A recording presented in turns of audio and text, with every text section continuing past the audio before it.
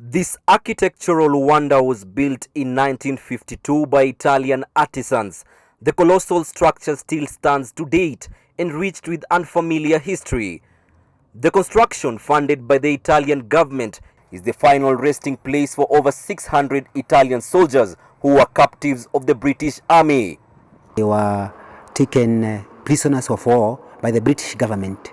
This is mainly because this zone, East African zone, like Uganda, Tanzania, Kenya, was mainly actually a British colony. The manicured lawns and the Italian cypress trees compounds the tranquility outside the shrine. Inside the church, the architectural marvel is replicated just as the exterior. The walls of the church are lined with the vaults bearing the remains of the fallen soldiers, the name and date of death embedded on each vault.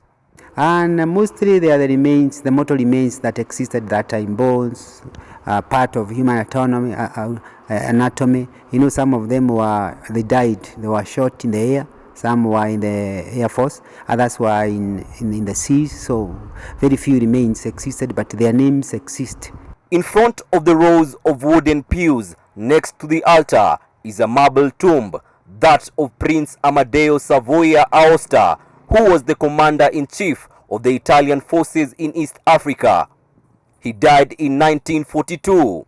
His statue is a few meters from the main entrance of the church.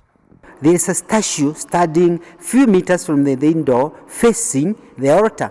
This is a sign that he's still giving commands even in death.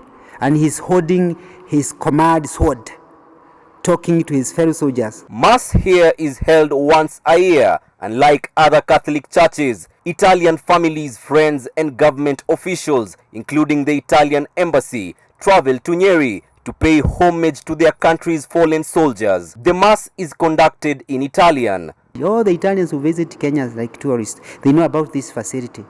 But in Nyeri, which is a part of many historical artifacts, very few people come.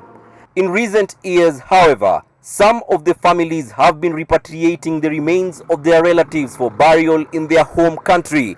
Outside the church, there are vaults containing the remains of African soldiers who fought alongside the Italians, mostly from Somaliland. Why were they put outside? Not because they cannot mix with white people inside. It is because most of them are Muslims. So the Muslims cannot enter in a Christian church. For most Kenyans, this historical structure remains a piece of Italy in the central highlands of Kenya. But to the Italians, it holds a deeper meaning and reminds them of men who laid their lives for their motherland. Melita Oletenges, NTV, Nyeri.